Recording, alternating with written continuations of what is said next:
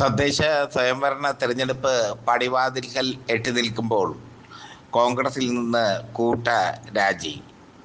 കോൺഗ്രസിൽ നിന്ന് കൂട്ട രാജിവെക്കാൻ കാരണം കോൺഗ്രസിലെ വിവിധ ഗ്രൂപ്പിലെ നായകന്മാർ കോൺഗ്രസ്സുകാർക്ക് ഒന്നും കൊടുക്കുന്നില്ല, അവരുടെ അണികൾക്കൊന്നും കൊടുക്കുന്നില്ല എന്ന ചിന്തയാണ്. ഏറ്റവും പ്രധാനപ്പെട്ട ഒരു ജില്ലയായ തിരുവനന്തപുരത്ത് വലിയ പ്രതിസന്ധിയാണ് നേരിടുന്നത്. തിരുവനന്തപുരത്തെ DCC അധ്യക്ഷനായി സതീശൻ കൊണ്ടുവന്നത് ചെമ്പഴന്തി അനിലിനെയാണ്. ചെമ്പഴന്തി അനിൽ വളരെ കാലമായി കോൺഗ്രസിൻ്റെ സംഘടനാ രംഗത്ത് സജീവമാണ്. മുമ്പ് 35 വയസ്സ് കഴിഞ്ഞിട്ടും KSU ജില്ലാ അധ്യക്ഷനായി ചെമ്പഴന്തി അനിൽ ഉണ്ടായിരുന്നു. അങ്ങനെയൊക്കെ ഏറെക്കാലം ചെമ്പഴന്തി അനിൽ KSUവിൻ്റെ എല്ലാമെല്ലാമായി ഉണ്ടായിരുന്നു. ഇപ്പോൾ DCC അധ്യക്ഷനായി ചെമ്പഴന്തി അനിലിനെ BD സതീശൻ കൊണ്ടുവരാൻ തീരുമാനിച്ചിരിക്കുന്നു. പക്ഷെ അവിടെ രമേശ് ചെന്നിത്തലയും KC വേണുഗോപാലും ചേർന്ന് ഒരു വലിയൊരു വെട്ട് നടത്തിയിരിക്കുന്നു. അവിടെ ചെമ്പഴന്തി അനിലിന് പകരം T ശരചന്ദ്ര പ്രസാദിനെ, ഒരു കാലത്ത് ചെമ്പഴന്തി അനിലിൻ്റെ രാഷ്ട്രീയ ഗുരുവായ T ശരചന്ദ്ര പ്രസാദിനെ DCC അധ്യക്ഷനാക്കാൻ തീരുമാനിച്ചിരിക്കുന്നു. ചെമ്പഴന്തി അനിൽ പാർട്ടി വിടും എന്നുള്ള സൂചനകൾ ശക്തമാണ്.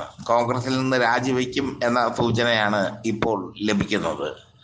കോൺഗ്രസ് ഒരു കാലത്തും നന്നാവില്ല എന്ന് കോൺഗ്രസിൻ്റെ മുതിർന്നവർ പറയും. അതുപോലെയാണ് ഇപ്പോൾ തിരുവനന്തപുരത്തെ DCC അധ്യക്ഷൻ്റെ സ്ഥാനം. DCC അധ്യക്ഷ സ്ഥാനത്തെ ചൊല്ലി തിരുവനന്തപുരത്തുണ്ടായിരിക്കുന്ന കലഹം, ആ കലഹം പെട്ടെന്നൊന്നും തീരുന്ന കലഹമല്ല.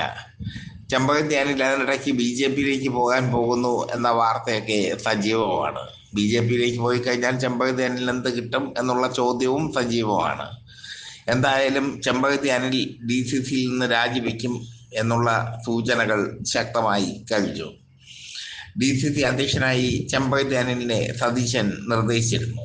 പക്ഷേ അതിന് ബദലായി KPCC വൈസ് പ്രസിഡന്റ് കൂടിയായ ശരചന്ദ്ര പ്രസാദിനെ DCC അധ്യക്ഷനായി കൊണ്ടുവരാനാണ് മറ്റ് ടീമുകൾ എന്ന് പറഞ്ഞാൽ രമേശ് ചെന്നിത്തലയും KC വേണുഗോപാലും എല്ലാം തീരുമാനിച്ചിരിക്കുന്നത്. രമേശ് ചെന്നിത്തലയുടെ ഗ്രൂപ്പിലാണ് ഇപ്പോൾ ശരചന്ദ്ര പ്രസാദ് ഉള്ളത്.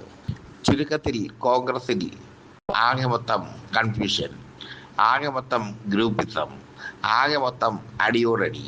ഇതാണ് ഇപ്പോൾ തിരുവനന്തപുരത്ത് നടക്കുന്നത്. മറ്റ് ജില്ലകളിലേക്കും ഈ അടി വ്യാപിക്കും എന്നുള്ളതിൻ്റെ സൂചനകളും ശക്തം. എന്തായാലും തിരുവനന്തപുരത്ത് തുടങ്ങിയ അടി, തലസ്ഥാനത്ത് തുടങ്ങിയ അടി മറ്റ് 14 ജില്ലകളിലേക്കും വ്യാപിക്കും.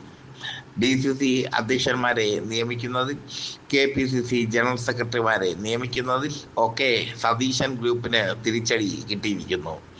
സതീശനെ മൈൻഡ് ചെയ്യുന്നത് പോലുമില്ല KC വേണുഗോപാലും മറ്റും. ഷാഫി പറമ്പിൽ ഇപ്പോൾ KC വേണുഗോപാലിൻ്റെ കൂടെയാണ്. അതുകൊണ്ട് സതീശനെ മൈൻഡ് ചെയ്യേണ്ട കാര്യം ഷാഫി പറമ്പിലിന് ഇല്ല. ഒരു കാലത്ത് സതീശന് എല്ലാ ആയുധങ്ങളും കൊടുത്തത് ഷാഫി പറമ്പിൽ ആയിരുന്നു. സതീശൻ്റെ ആയുധമായി നിന്നത് ഷാഫി പറമ്പിൽ ആയിരുന്നു. പക്ഷേ അതൊക്കെ പഴയ കാര്യം. ഇപ്പോൾ ഷാഫി പറമ്പിൽ, രാഹുൽ മാങ്കൂട്ടത്തിൽ അങ്ങനെ ഒരു ടീം രൂപീകരിക്കപ്പെട്ടിരിക്കുന്നു KC വേണുഗോപാലിൻ്റെ കീഴിൽ. ആ ടീമിനെ അംഗീകരിക്കാൻ ചെമ്പഴന്തി അനിൽ അടക്കമുള്ളവർ തയ്യാറുമല്ല. എന്തായാലും തദ്ദേശ സ്വയംഭരണ തെരഞ്ഞെടുപ്പ് അടുക്കുമ്പോൾ കോൺഗ്രസിൽ കൂട്ടരാജി തന്നെ ഉണ്ടാകും. ചെമ്പഴന്തി അനിൽ കോൺഗ്രസിൽ നിന്ന് പുറത്തു പോകും എന്ന സൂചനയാണ് ലഭിച്ചിരിക്കുന്നത്. കുറേ കാലമായി അനിൽ കോൺഗ്രസിൻ്റെ കൂടെ ഉണ്ടായിരുന്നു. പക്ഷേ ഇപ്പോൾ ചെമ്പഴന്തി അനിലിന് ഒരു നിർണായകമായൊരു സ്ഥാനം, DCC അധ്യക്ഷ സ്ഥാനം ലഭിക്കാൻ പോകുമ്പോൾ അത് കൊടുക്കാൻ പോലും തൻ്റെ അനുയായിയായ അനിലിന്, സതീശന് കഴിയുന്നില്ല. ചെമ്പഴന്തി അനിലിനൊരു DCC അധ്യക്ഷ സ്ഥാനം കൊടുക്കാൻ പോലും കഴിയാത്തത്ര ദുർബലനായിരിക്കുന്നു സതീശൻ. പകരം T ശരചന്ദ്ര പ്രസാദ് അവിടെ DCC അധ്യക്ഷനായിരിക്കുന്നു. ശരചന്ദ്ര പ്രസാദ് KC വേണുഗോപാലിൻ്റെ അല്ല, രമേശ് ചെന്നിത്തലയുടെ ഗ്രൂപ്പിലെ അംഗമാണ്. എങ്കിലും അദ്ദേഹത്തിന് DCC അധ്യക്ഷനാകാനുള്ള എല്ലാ യോഗ്യതയുമുണ്ട്. ചെമ്പഴന്തി അനിൽ ഒരു കാലത്ത് ശരചന്ദ്ര പ്രസാദിൻ്റെ അസ്മാദിയായിരുന്നു എന്നുള്ളതും ശ്രദ്ധേയം. പക്ഷേ അതിനുശേഷം ചെമ്പകത്തി അനിലും ശരത്ചന്ദ്ര പ്രസാദും ഒക്കെ പല വഴിക്ക് വേർപിരിഞ്ഞു. പല വഴിക്ക് വേർപിരിഞ്ഞ ഇരുവരും പിന്നീട് ശത്രുക്കളായി മാറി. ഇപ്പോൾ ചെമ്പകത്തി അനിലിനെ മലർത്തിയടിച്ചിരിക്കുന്നത് പണ്ടത്തെ ഗുരുനാഥനായ ശരത്ചന്ദ്ര പ്രസാദാണ് എന്നുള്ളത് ശ്രദ്ധേയം. എന്തായാലും DCC അധ്യക്ഷ സ്ഥാനം ശരത്ചന്ദ്ര പ്രസാദിനാണ്. ചെമ്പകത്തി അനിൽ കോൺഗ്രസിൽ നിന്ന് രാജിവെക്കും എന്ന സൂചന ശക്തമാണ്. ചെമ്പകത്തി അനിൽ മാത്രമല്ല, പല നേതാക്കളും കോൺഗ്രസിൽ നിന്ന് രാജിവെക്കാൻ തയ്യാറായി നിൽക്കുന്നു. ചുരുക്കത്തിൽ കോൺഗ്രസ് ഇപ്പോൾ വെന്റിലേറ്ററിലാണ്.